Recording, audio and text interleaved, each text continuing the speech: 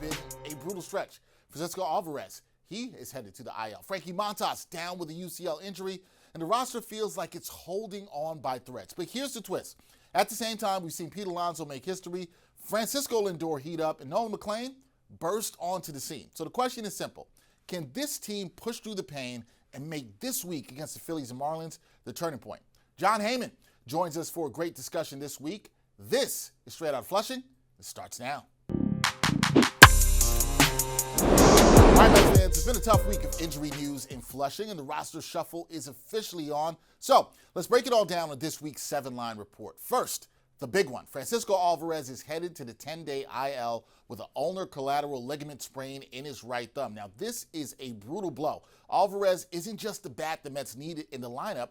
He's also the guy handling the pitching staff night in and night out. Now, reports say it's going to be a difficult path back, and the question now becomes who picks up the slack behind the plate.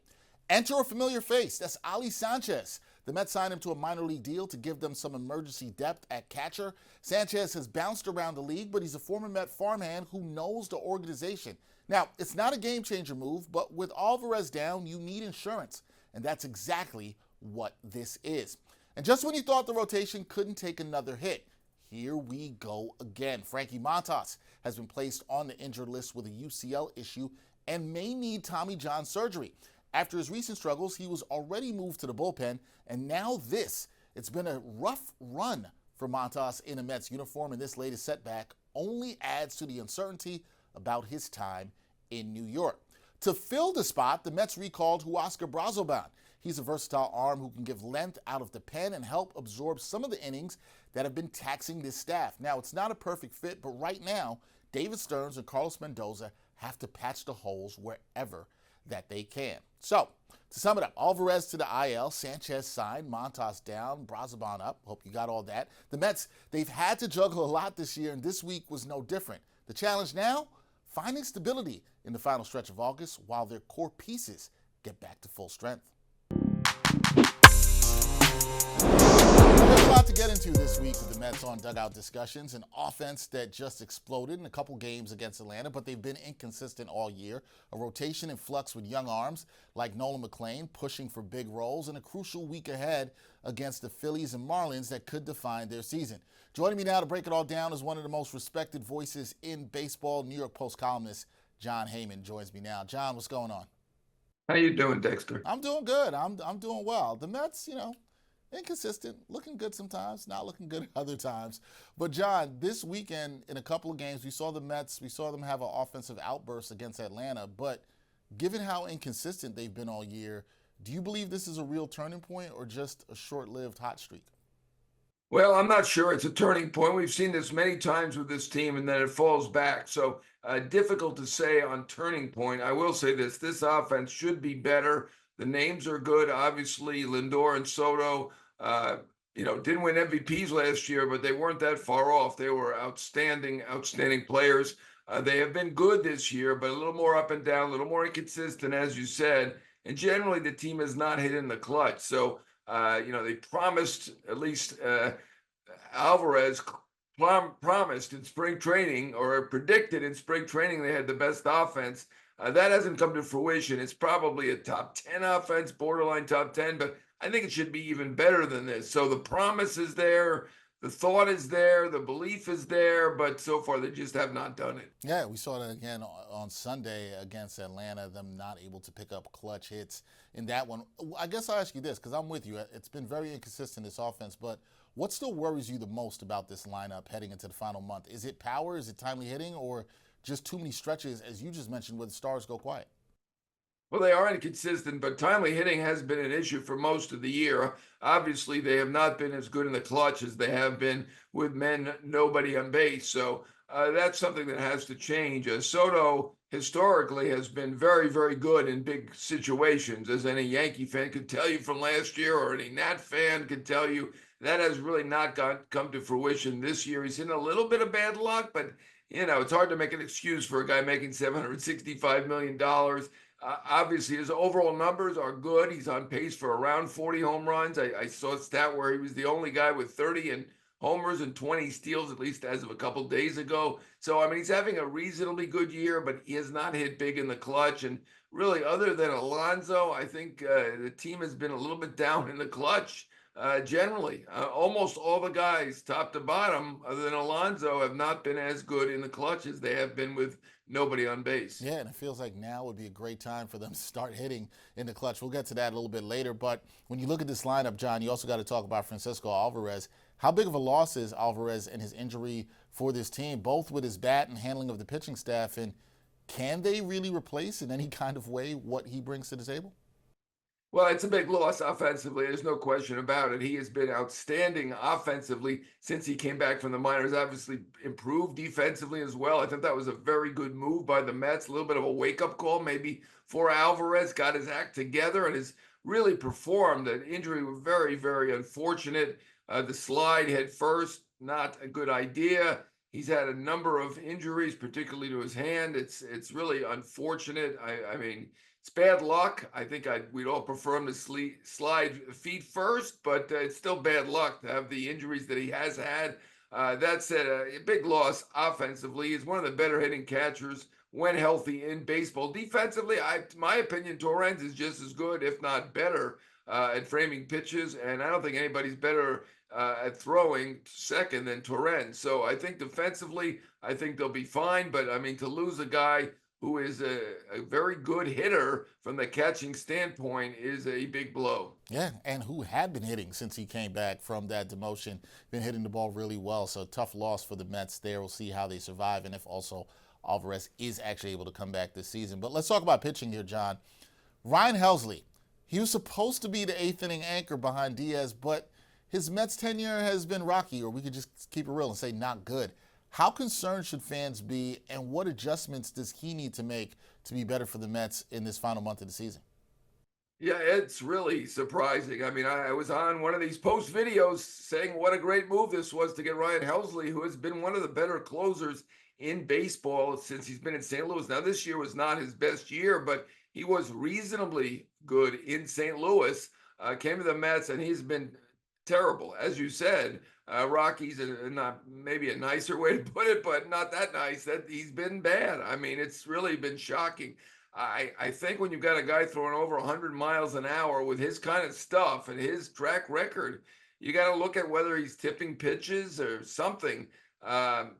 Because, I mean, he should not be getting hit this hard and this consistently. He's been off to a terrible, terrible start. So there is reason for concern. I mean, obviously, this can't continue. I can't believe the excuses that it's in the eighth inning instead of the ninth inning. That's a bunch of poppycock. I know that's an old expression, but I don't believe that. Is it possible that it's New York versus St. Louis?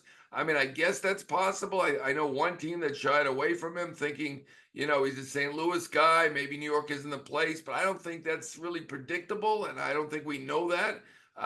It's hard. It's really confounding. I mean, is he tipping pitches? What's going on? Is it location? It's difficult to say, but he has been, putting it mildly, very, very rocky, and it needs to turn around very quickly. Yeah, Rocky's putting it nice, and you're right. If he's tipping pitches, that's something you got to figure out ASAP, right? You can't have that linger there. And John, I also have to give you credit. First time poppycock has been used on the show. That is a old saying, but I like some throwback slang. That's good. I like poppycock. Yeah, well, I'm a little older than most of the people on this show. So. That's fine. I want to talk about somebody else in the bullpen. Ryan Stanek. He's not been good either. Is he running out of time to prove that he belongs on this roster? And if the Mets have to make a move, how do you see his spot on the roster playing out for them? Yeah, unfortunately for him, he may be. I mean, he was effective early, but obviously has been ineffective over the last several weeks. It's been going on quite a while, to the point now where his ERA, I believe, it's over 5. That's really not acceptable. I think they like him very much. They know the track record. He was, by and large, pretty good last year, so they're giving him a lot of rope. How long this goes on, it probably depends on who else they have available, who else they can call up, because he is on the borderline at this point, unfortunately, because a terrific guy in the clubhouse, but has not performed, and that's ultimately what it's all about. It's all about what you do. His job is to get outs. Hasn't been doing that right now, but somebody who has been getting outs for the Mets, that's Nolan McLean. He's been impressive in his first 2 starts. What stands out to you, John, about his stuff, and how significant could he be for this rotation down the stretch of the season?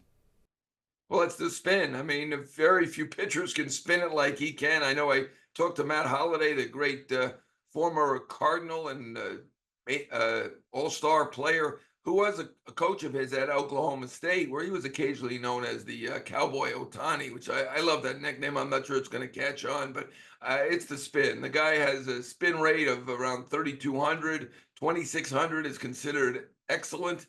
He is in that elite range with the Charlie Morton and some of the other guys who have great curveballs and breaking pitches.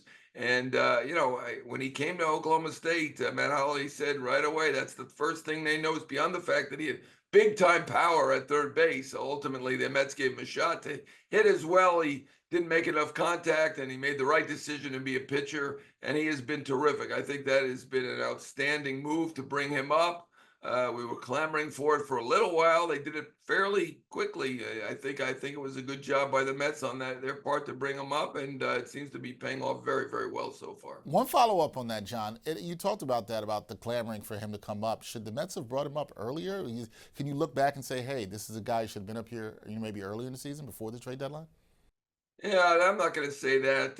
Look, the first half of the season, they had the best starting pitching in baseball by ERA, right? I don't think any of us were looking for any big changes. Obviously, it was not good, rocky, as you call it, over the next quarter of the season, among the worst in baseball, and that's what made the Mets start looking toward the minors. And they have, three outstanding pitching prospects at the upper levels of the minor leagues, and that is a big benefit. Obviously, McLean already made a big impact, and they have two more guys down there, and maybe one or two of them can help as well. Well, that's where I was going to go next with you, John, because as impressive as McLean has been, you talked about the Mets, they've got some young arms right behind him, and this rotation is still evolving, still could use some help.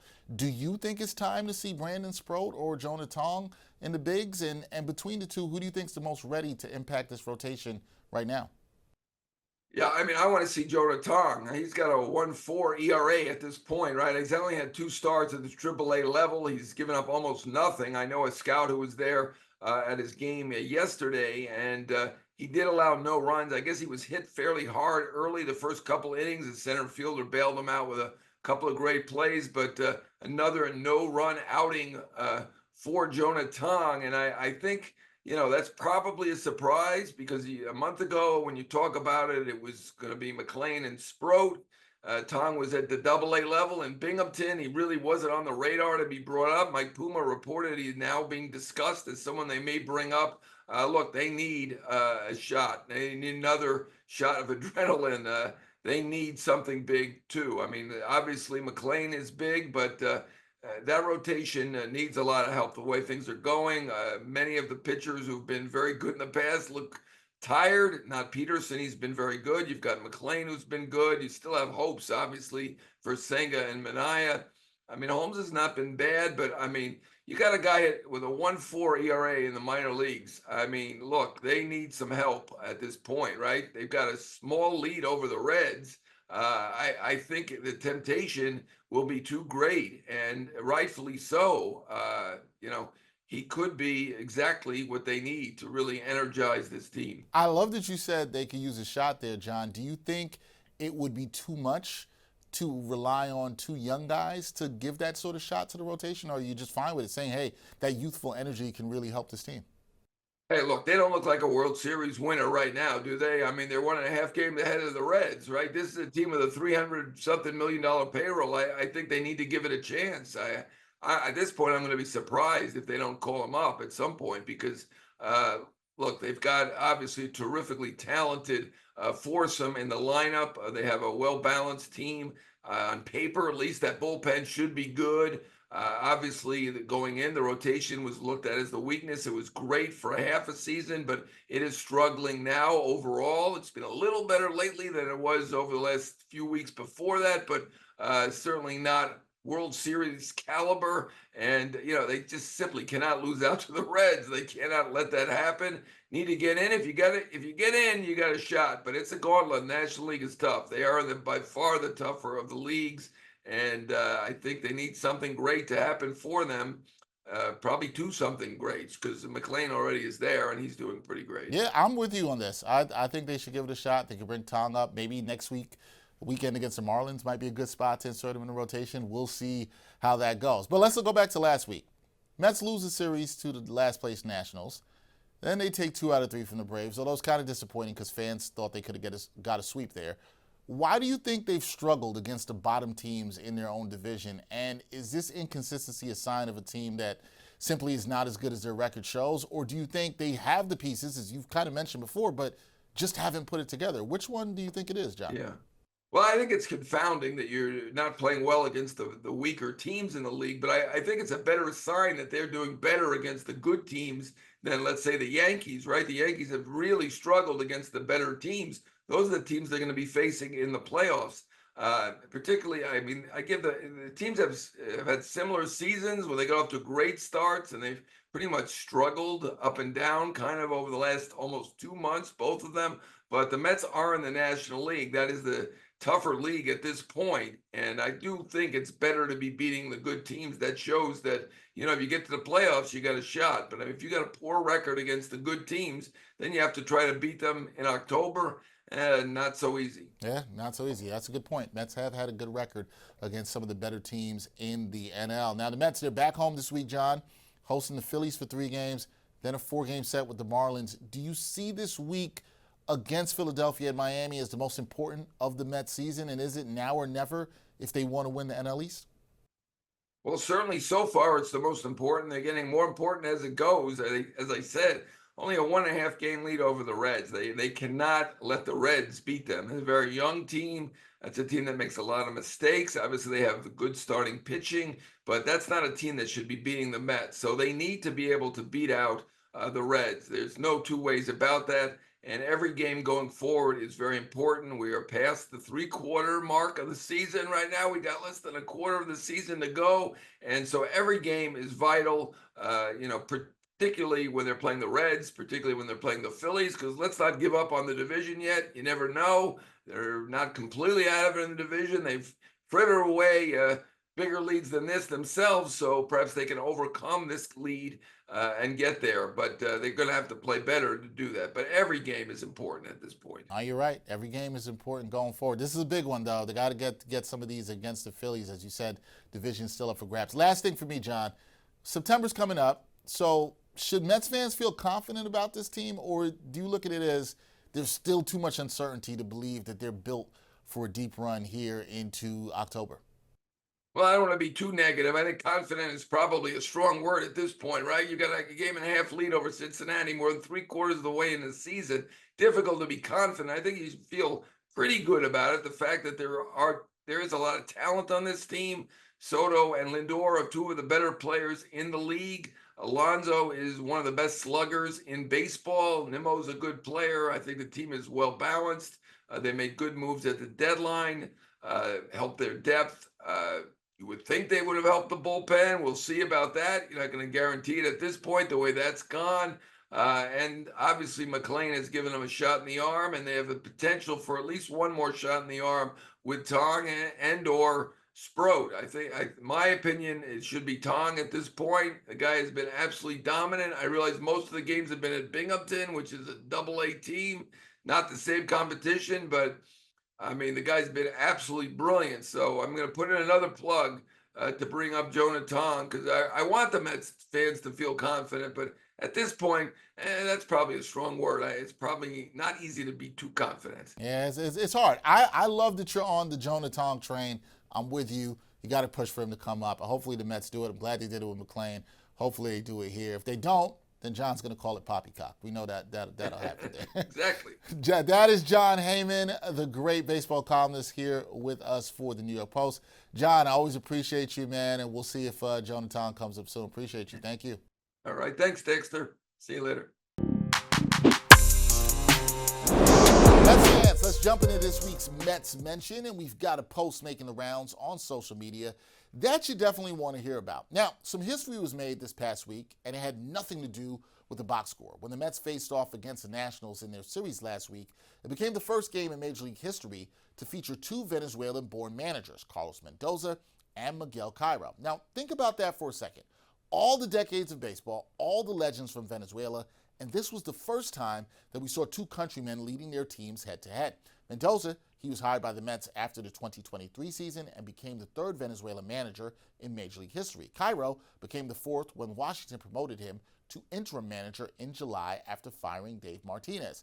Now, as again, he was the first Venezuelan to manage in Major League Baseball. He managed the White Sox from 2004 to 2011 and won a World Series title in 2005. Now, social media blew up with pride, especially from fans back in Venezuela.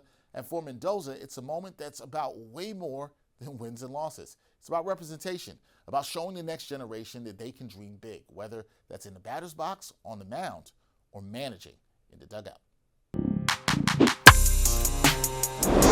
All right, Mets fans, here we go. The biggest series of the year. 3 games against the Phillies, 7-game division gap, and a chance to swing this NL East race. And so for this final out, I've got one number that you need to know about every Philly starter coming to the mound this week. Because if the Mets want to make this a real race, every pitch, every matchup, every detail matters. Let's start on Monday with Christopher Sanchez. Here's the number, 18. That's how many quality starts he has this year. That's tied for the most in baseball. This guy's a model of consistency, and he does it by keeping the ball on the ground. Second highest ground ball rate in Major League Baseball. Translation? The Mets, they've got to lift the ball. If they spend the night bouncing everything into the dirt, Sanchez will cruise. But if they can elevate his cutter, which has a huge vertical break, that's where the damage can come. Now on Tuesday, it's Jesus Luzardo, and the number is 12. That's how many times he struck out Pete Alonso in his career, more than any other hitter that he's faced. His electric stuff is up there with a top 5 whiff rate in the majors, and when he gets into a rhythm, he can be unhittable. But here's the opening for the Mets. He's also tied for the 3rd most stolen base attempts against him. His delivery is slow. He's vulnerable on the base paths. So if the Mets can get guys on, put pressure on him, and turn this into a track meet, that's how you offset his strikeout stuff. Now on Wednesday, it's an old friend, Taijuan Walker. Remember him? The number here is 2 for 20. That's Francisco Lindor's career line against Walker. He's got 2 hits, both singles in 20 at-bats, and Walker's cutter, which he throws more than almost any pitcher in the game, has completely stymied Lindor. But it's not all bad, because the other core guys, they've had success. Brandon Nimmo, 4 for 14 with 2 homers, and Pete Alonso's 5 for 18 with 3 bombs and 2 doubles. So Wednesday feels like a boom or bust night, depending on which star Mets hitter that you're watching. So there it is. 3 games, 3 starters, 3 numbers to remember. Sanchez, he's a quality start machine who lives low in the zone. Luzardo strikes out Alonso, but he can be run on. And Walker, he locks up Lindor but gets tagged by Nimmo and Pete. So this series, it's the moment for the Mets. The Mets, they've got to be ready because the Phillies, they're the bar that they need to clear. Buckle up, Mets fans. This next week could define the season. All right, that's a wrap for this episode of Straight Outta Flushing. As always, thanks to my producer, Erica Block, associate producer, Nick Federico, editor, Eduardo Guerrero, and production assistant, Tommy Cohen. I'm Dexter Henry. We'll see you on the next edition of Straight Outta Flushing.